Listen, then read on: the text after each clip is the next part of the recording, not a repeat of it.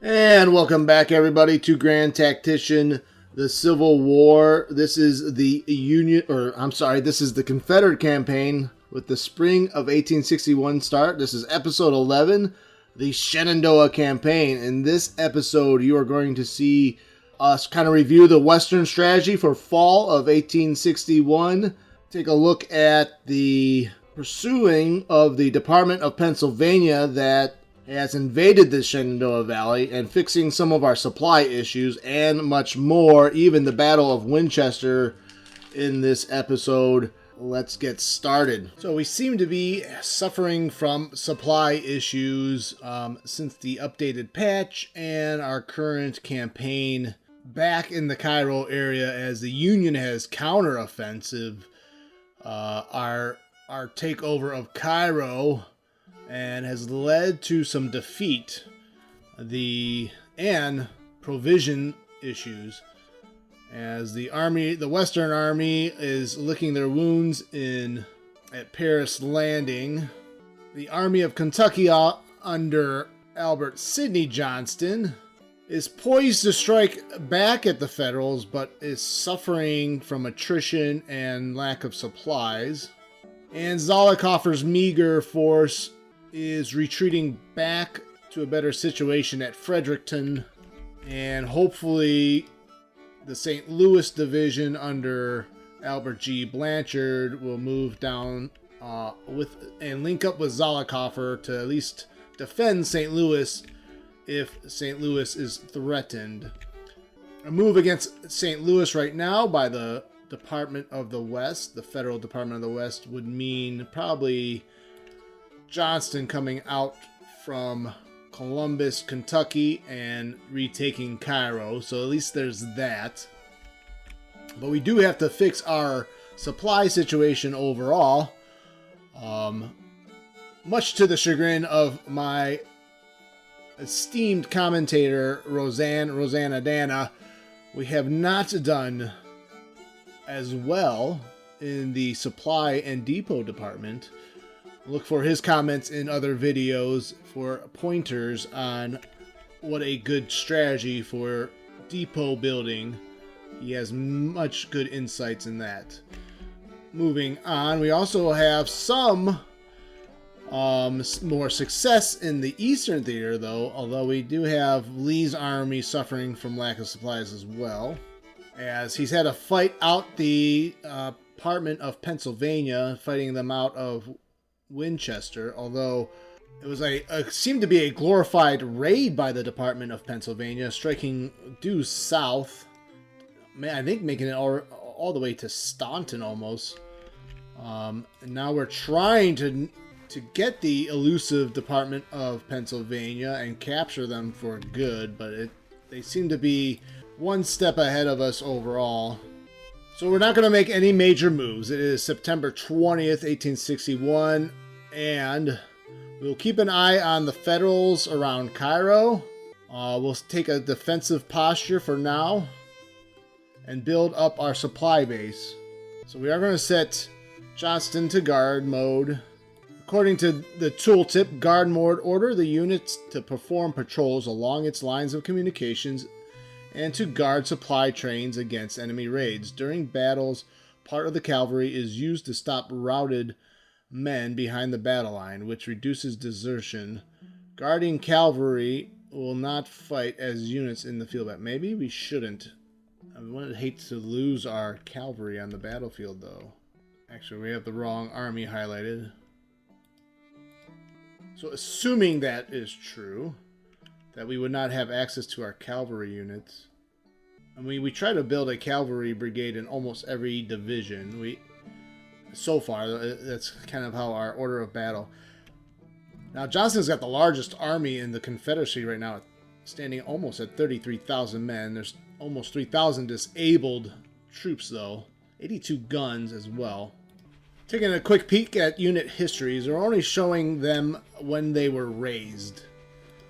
I'm not seeing any other. These units have fought in the Battle of Cairo so far, so I don't see any information about that. So I wonder if they'll expand on the unit histories. It seems a little bit more of a play style a play, a play preference, a role-playing preference, not essential to gameplay, but still fun nonetheless. I like those little things. All right, we're gonna go on 20 times speed.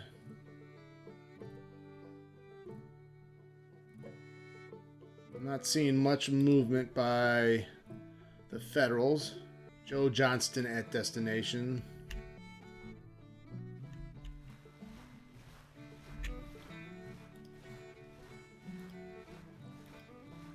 So it looks like the Department of Pennsylvania is retreating back north. We have the Army of the Potomac crossing at Harper's Ferry. Lee's army still has a decent amount of ammunition, but they're starting to suffer some attrition. 23,000 strong, with another 10,000 under Johnston. I wonder if we make a stand, maybe, near Strasburg. Army orders. We need a halt. So I want to halt the Army of Northern Virginia. And we're going to call upon Johnston to link up with Lee.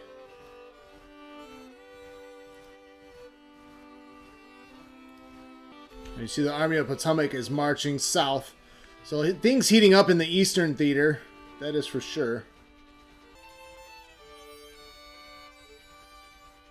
We're watching the Army of the Shenandoah now entering back in the Shenandoah Valley. So one thing that might be smart to do is to build a depot out of Staunton or Newmarket. Just realized there's no depot in Richmond. So I wonder if having Magruder run around building depots might not be a bad idea. So I think that's something we may try to do, is use Magruder's contingent here, the Hampton Division, to build depots behind the lines. So it might behoove us to put an engineer in place. Now we like Daniel H. Hill, but he might be a better frontline commander. You know, I tend to forget there's these filters over here, so you can find someone a little bit faster. So if we want an engineer, take off these other deselect all. All right, we have Whiting that we can assign. And so the engineer branch of arms, having served originally as an army engineer, this officer knows the value of field works. This makes his unit better in siege warfare and constructing or overcoming obstacles. Actually, and we'll replace Hood. Both Hood and Hill, though, will be good generals for other units. I'll put Ledbetter in there. And we have George Randolph. What is his home state? Virginia. We won't. If we replace him, it shouldn't affect Virginia's support. Remember, political generals often increase support of the state they are from. Robert Beckham. Now we have to decide, do we want to march Magruder up closer to the front lines, and maybe we can send him actually over to Newmarket. We'll use the rails.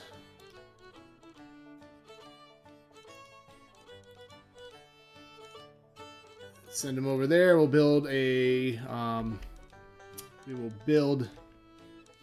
depot there. It might be a good idea too, though, to also create another small army, just a small garrison unit or division to fortify Richmond still. Unfortunately, we are still lacking in volunteers. Alright, so we have built the Columbus Depot that is starting to generate supplies for Johnston's army, which is very good news. That should stabilize his situation and should provide a launching point to repel the Union armies that are now around Cairo, Illinois. What is Kell's squadron really up to? Their condition is deteriorated. Looks like we'll have to go back I want them to return to port. Oh, they'll have to go back to St. Louis. So now they're stuck north of Cairo and of Columbus, Kentucky. We kind of wanted to keep them south, but I sent Cal Squadron to intercept the Department of the West marching, or actually the Department of Ohio marching or sailing down the Ohio River. It didn't seem to do or slow them down in the least. Things look okay over there for now. Alright, back to the Eastern Theater where things look like they might get a little hot. Alright, looks like the Army of Potomac is... See, that'd be great if the Department of Pennsylvania just keeps marching. We're going to let them advance into the western part of Virginia. I think they're still reeling in defeat. I think they are routed. And what we can do is send Lee to attack the Army of Potomac along with the Army of Shenandoah under Johnston.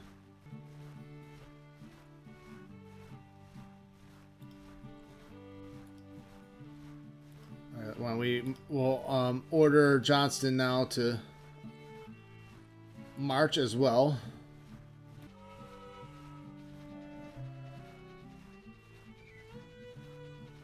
Units with low morale. The unit contains 2 brigades with a total of 2,800 men that are low on morale. This may be due to recent retreats, low supply, or low fighting spirit.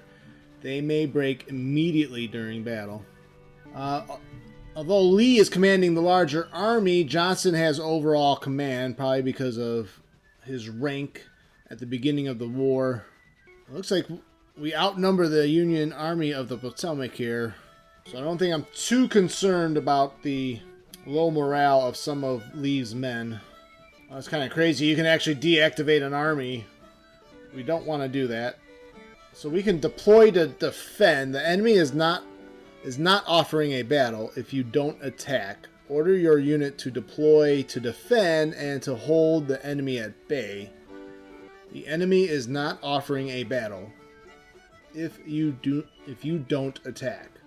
So do we need to... So I wonder if that would be useful to... If you had another army on its way, you deploy to defend and buy some time for the other army to catch up to you. So we're just going to play the battle. Battle of Winchester. September 22nd, 1861. After the initial skirmishing and maneuvers, the opposing armies are deploying for battle. The Confederacy fields 33,000 men under command of General Johnston. The Union fields 20,000 men under the command of Major General Hare. Alright, deployment phase. Battle of Winchester. Oh, they're right on top of us. So somehow there's a Union brigade right within our deploy zone. So Preston's cavalry has 2 brigades now. Deploy them over here. Henry Clayton Sr.'s division. I don't know how much of the Union Army is right in front of us. It looks like it's going to be a hot one right off the bat. Let's unmount our cavalry right here too. Look at these uniforms of the... Look at those red trousers.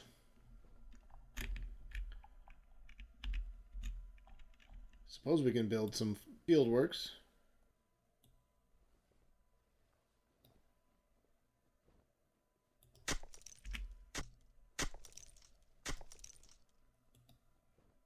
So right off the bat, we're going to be behind fortified position. We're just going to press play right here. Although I don't know why our men are not firing. There we go. South Carolina artillery opening fire.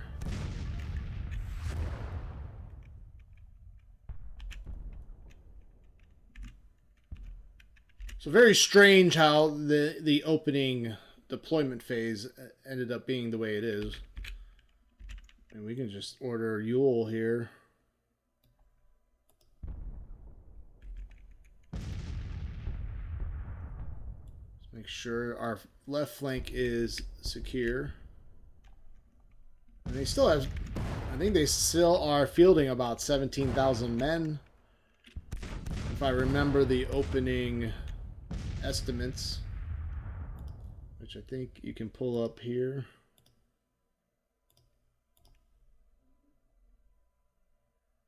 All right, condition. So our condition of our army is not horrible.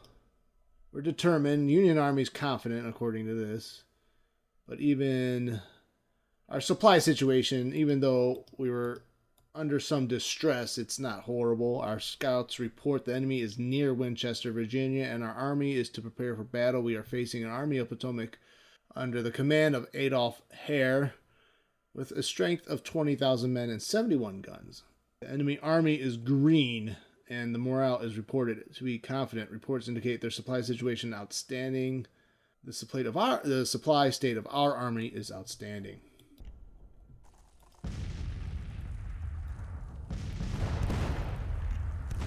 We start the battle off behind breastworks,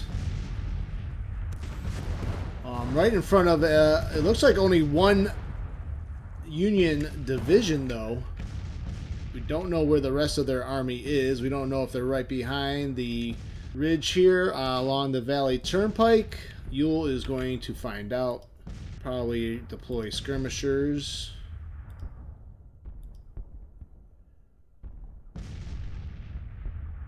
And scout ahead. Preston's division is doing just that, trying to scout around. Oh, I did not order them all the way there.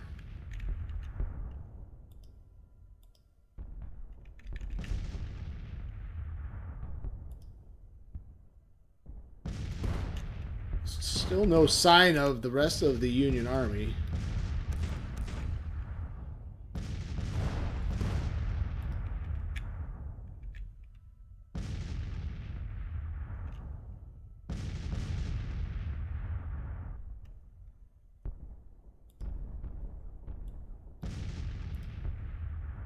So it looks like this division is isolated, though.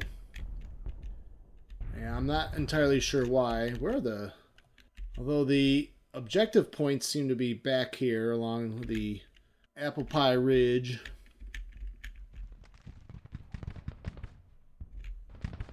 We've got skirmishers now in behind their position.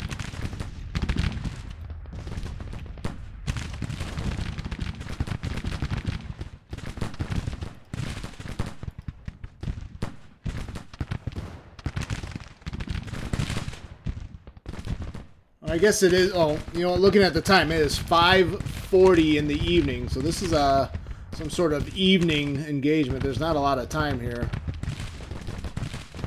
Johnston has arrived. Is he arriving along the Winchester Pike?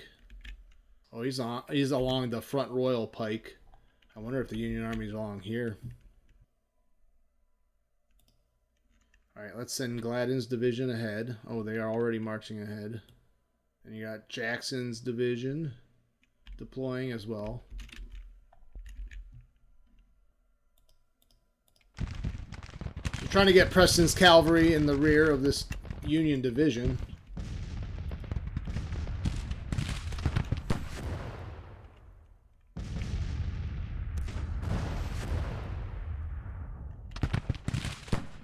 Still surprised to see no other Union troops. Now, I know visibility might be more of an issue this late in the evening.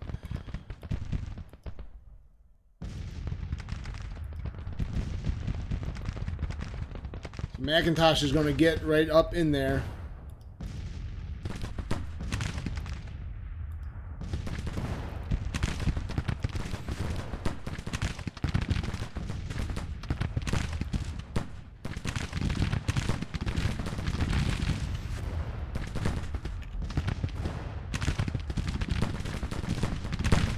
So we've got the Union division in a hot box.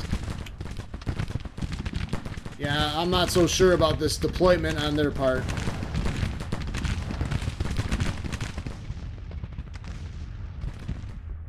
Oh, McIntosh broke? Really?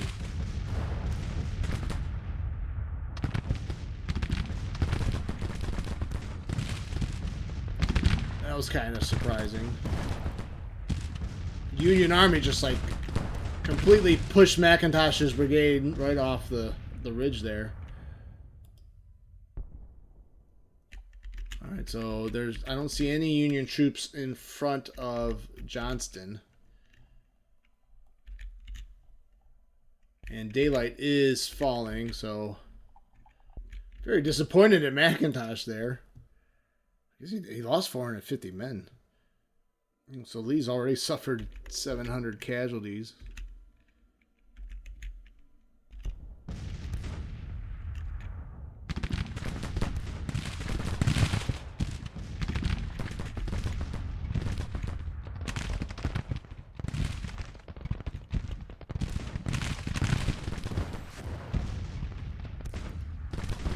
Jones still not reported any casualties yet.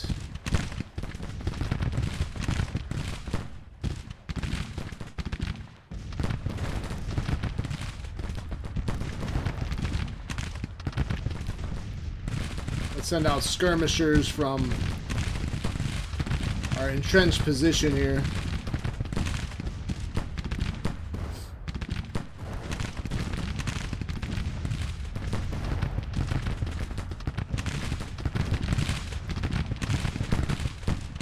So Jones sending back 2nd Brigade. McIntosh losing lots of men. McIntosh low on ammo. I thought McIntosh is already broken.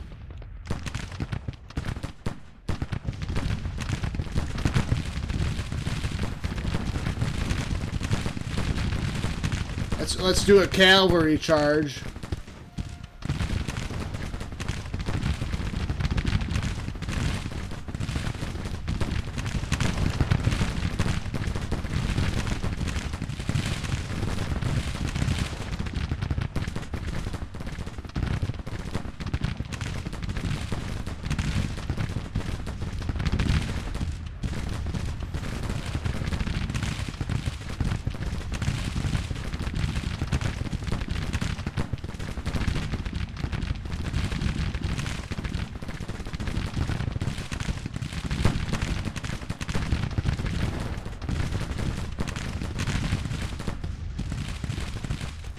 Trying to order ransom to signal charge. There you go.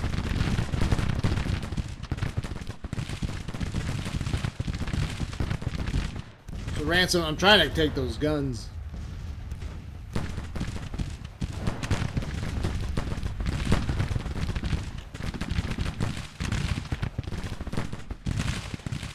Third Brigade holding strong. 3rd Brigade, 2nd Division.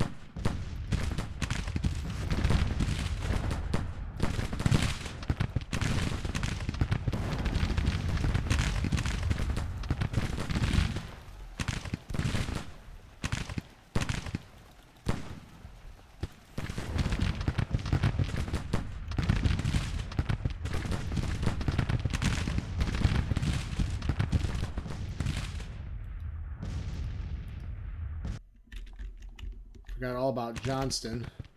Let's march up the front Royal Pike. Along with Jackson.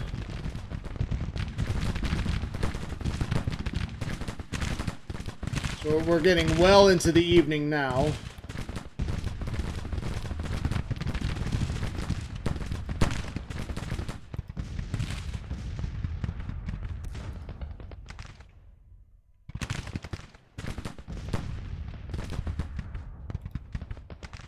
Trying to send everything I got now at the lone 3rd Brigade, which they've finally broken.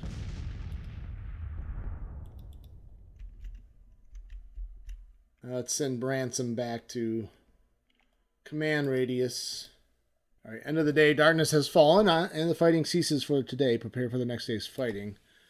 Enemy is retreating. Our commanders report the enemy seems to be retreating from the field. Try to push on within the given time. Alright, so quick victory, pretty easy.